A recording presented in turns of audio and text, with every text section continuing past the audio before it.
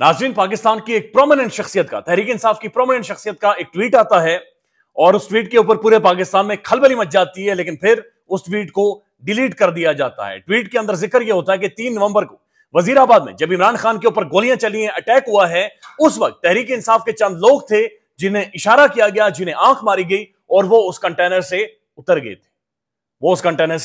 अब ये बड़ा अहम तरीन मामला है, ये आपके सामने रख देते हैं। लेकिन उससे पहले इस वक्त तहरीक इंसाफ क्या कर रही है? ये तहरीक इंसाफ के बहुत सारे फेसेस जो पाकिस्तान की टेलीविजन स्क्रीनों पर आते हैं और ऐसे एंकर्स के पास जाते हैं जो वाज़ेह तौर पर एंटाई इमरान खान है, एंटाई पीटीआई है, तहरीक इंसाफ के खिलाफ एक बयानिया बनाते हैं, माजी में बनाते रहे, उनके पास जाते हैं और अपनी पार्टी का पेट खोलकर रख देते हैं। इस सारे मामले के ऊपर डॉक्टर मोहित पीरजादा साहब क्या कह रहे हैं और वो किस तरह से कह रहे हैं कि अपने आईक्यू लेवल को टेस्ट करें कि आपका आईक्यू लेवल 40-50 का है या 100 का आपका आईक्यू लेवल है। मोहित पीरजादा साहब का एक क्लिप देख लें।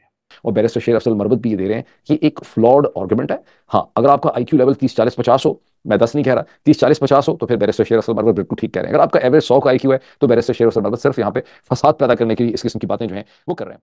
अब ये मोहित पीरजादा साहब भी बातचीत कर रहे हैं, पाकिस्तान के अंदर जाहिर है डिस्कस हो रही है और ये बार बार डिस्कस हो रही है कि जनाब शेर अफजल मरवत साहब हो गए, रऊफ हसन साहब हो गए या बैरिस्टर अली जफर साहब हो गए, ये मुख्तलिफ पाकिस्तान के प्राइम टेलीविजन चैनल्स पर जाते हैं और ऐसे शोज में जाते हैं जिनके बारे में तहरीक इंसाफ की क्लियर कट हिदायत है कि इन शोज के अंदर आपने नहीं जाना। वहां पर जाकर एक मखसूस किस्म की थॉट वहां पर छोड़ रहे हैं कि सुन्नी इत्तेहाद काउंसिल के साथ हमें बुनियादी तौर पर इत्तेहाद नहीं करना चाहिए था और ये एक बहुत बड़ी सियासी गलती है। सोशल मीडिया पर अब ये डिस्कस हो रहा है कि रऊफ हसन साहब, शेर अफजल मरवत साहब और अली जफर साहब को शायद किसी ने जिम्मेदारी ली है या शायद किसी ने इनकी जिम्मेदारी लगाई है कि आपने जो मखसूस नशिस्तें तहरीक इंसाफ को नहीं दी गई, उनके हक के ऊपर डाका मारा गया है, यह जिम्मेदारी आपने अपने सर लेनी है और इमरान खान के सर डालनी है कि असल में यह एक सियासी गलती है। अब यह जाहिर एक डिबेट है पाकिस्तान के अंदर के आखिर फैसले कौन कर रहा है तहरीक इंसाफ की। यानी कि ऐसा नहीं हो सकता कि एक पार्टी को मार पड़ी हो, एक पार्टी की तबाही निकली हो, उसका बुरकस निकला हो, लेकिन उसके बावजूद भी जब मखसूस नशिस्तों का मामला हो जिसे तहरीक इंसाफ देख रही हो, तो उसके बावजूद गैर उम्र के या फिर जल्दी में, तेजी में, जिस तरह रऊफ हसन साहब ने कहा कि शायद जल्दी में फैसला हो गया है, जल्दी में कोई फैसला हो जाए और इमरान खान इतनी जल्दी कर जाए कि उसे समझ ना आए, उसे पता ही ना चले और फैसला करके तहरीक इंसाफ की मखसूस नशिस्तें इस तरह से चली जाए। ये मामला इतना सिंपल नहीं है, बल्कि बहुत सारे लोग ये कहते हैं कि अंदर जो इमरान खान साहब के साथ गुफ्तगू होती है, बातचीत होती है, बाहर आकर जो गुफ्तगू और बातचीत होती है उसमें 100% डिफरेंस होता है और फिर जो टेलीविजन के ऊपर जाकर बातचीत होती है उसमें और ज्यादा डिफरेंस होता है।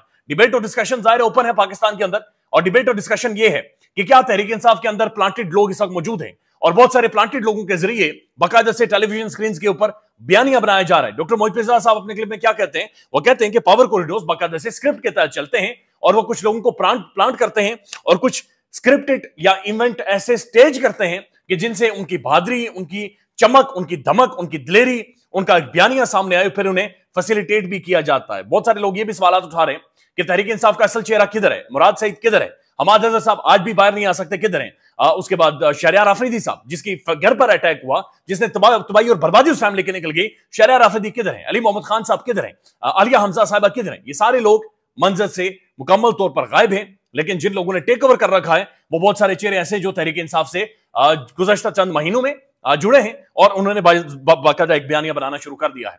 आलिया हमजा साहिबा के हवाले से भी ये खबर है, आलिया हमजा साहिबा ने बाकायदा से उनके हवाले से सर्कुलेट कर रही है कि मरियम नवाज शरीफ साहबा कल जेल में जा रही हैं और जेल सुपरिटेंडेंट ने बाकायदा से हिदायत जारी कर दी है कि आपने तमीज से रहना है, आपने मैडम चीफ मिनिस्टर साहबा के साथ आपने बदतमीजी नहीं करनी, आपने उनके साथ ऊंची आवाज में बातचीत नहीं करनी, आपने बिल्कुल खामोश रहना है और एक सन्नाटा हो जो कि रहना चाहिए।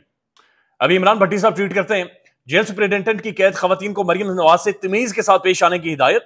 कल मरियम नवाज हमसे मिलने जेल आ रही है, आलिया हमजा, हमने कहा है कि हमारे सामने ना लाएं, यानी ये आलिया हमजा ने कह दिया कि हमने हमारे सामने उसे ना लाएं।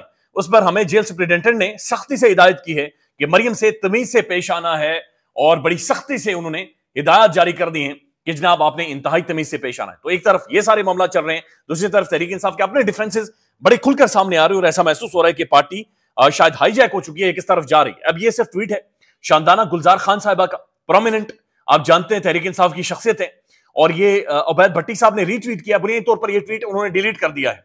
वो लिखती हैं, was not talking about the PTI loyalist, उनके बारे में बात नहीं कर रही जो तहरीक इंसाफ के लॉयलिस्ट हैं, followers of the not such great pretenders, यानी ये वो उन लोगों की बात हो रही है जो प्रिटेंड करते हैं।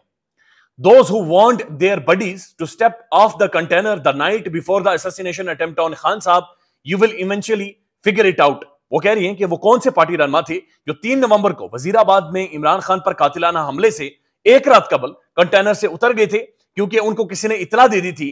कोई जानता है क्या? शानदाना गुलजार साहबा ने ये ट्वीट किया और इसने आईब्रोज पाकिस्तान के अंदर सवाल भी खड़े कर दिए और जाहिर है सवाल उठने शुरू हो गए कि वो कौन से लोग थे जो एक रात पहले जिन्हें बता दिया गया था कि कल आपने कंटेनर के ऊपर नहीं रहना, कल कुछ भी हो सकता है, और वो कंटेनर से उतर गए थे और उसके बाद इमरान खान के ऊपर गोलियां चली।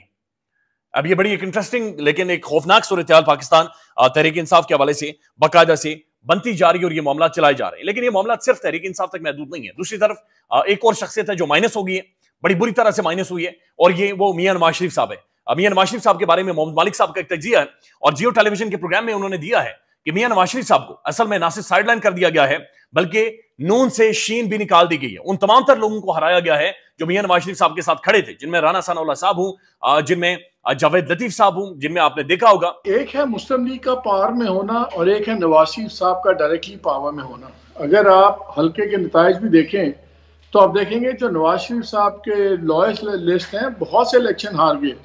तलाल चौधरी हार गए, अपने राना सनाउल्लाह हार गए, इसी तरह आप नाम लेना शुरू हो जाए, अपने ख्वाजा साद रफीक हार गए। आप जरा की बंदे देखी जाएं तो आपको नजर आएगा कि बहुत सी क्रॉप जो बिल्कुल मियाँ साहब की थी वो फारिग हो गई। और इन अ वे आप ये कह सकते हैं इनडायरेक्टली, मैं उस तरह नहीं कहूंगा बिकॉज मेरा वो एंगल नहीं हो सकता, लेकिन इन अ वे न्यून में से शीन तो निकल आई ना सामने।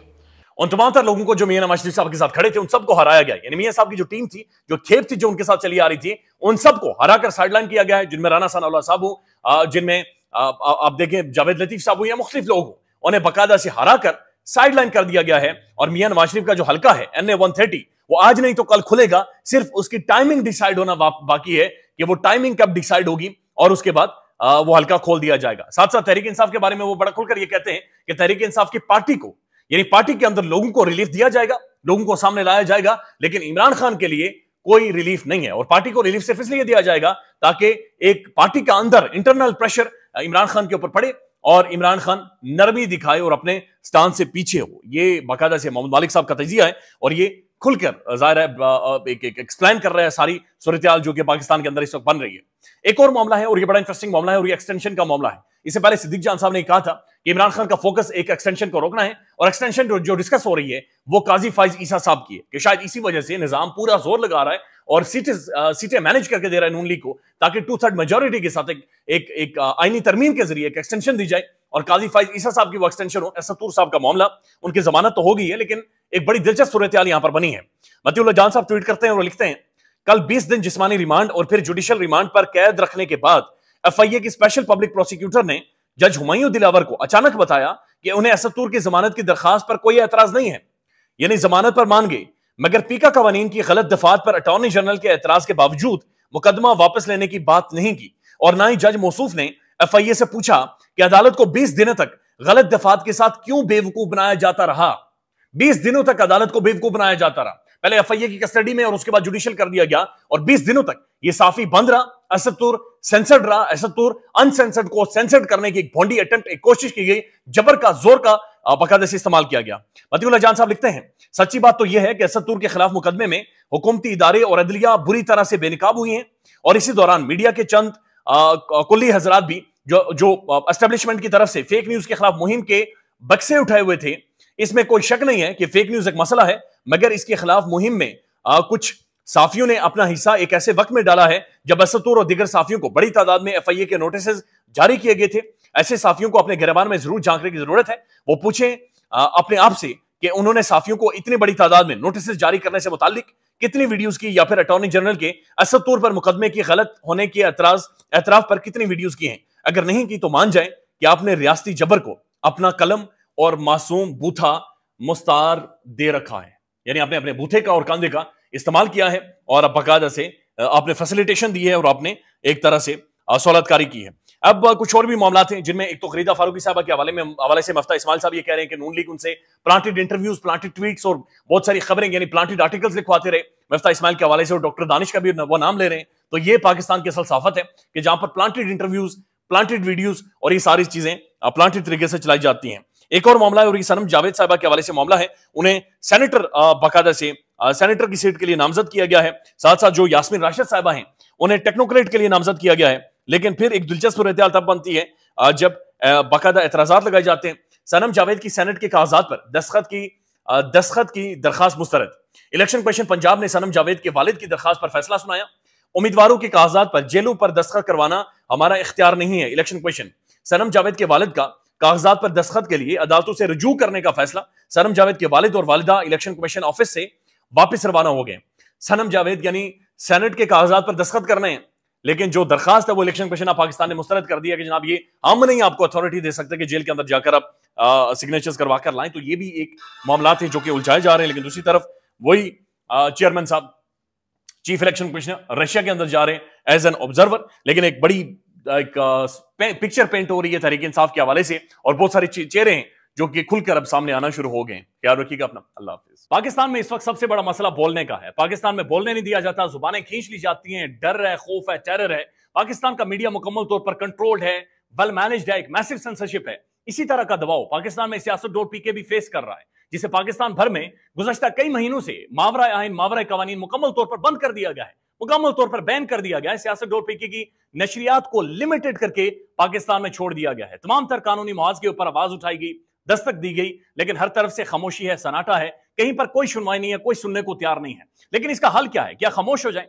क्या सवाल ना करें? क्या मालूमात आप तक ना पहुंचाएं? क्या इंफॉर्मेशन आप तक ना पहुंचाएं? मालूमात भी पहुंचेगी, इंफॉर्मेशन भी पहुंचेगी, सवालात भी उठेंगे, लेकिन अब आपने रोल प्ले करना है, आपने अपना किरदार अदा करना है। और छोटा सा एक प्रोसीजर है, प्रोसेस है, उसके बाद आप अपना किरदार अदा करें और हमारी मदद करें। पहले आपने यह करना है कि हमारे यूट्यूब चैनल को सब्सक्राइब करना है, उसके बाद ज्वाइन के बटन के ऊपर जाना है, क्लिक करके हमारा मेंबर बनना है। या फिर दूसरा ऑप्शन यह है कि आपने वीडियो की डिस्क्रिप्शन में जाना है, वहां पर पैट्रियन का लिंक मौजूद होगा, उस लिंक के ऊपर क्लिक करें और हमें सपोर्ट करें, हमारा हिस्सा बने, हमारी ताकत बने।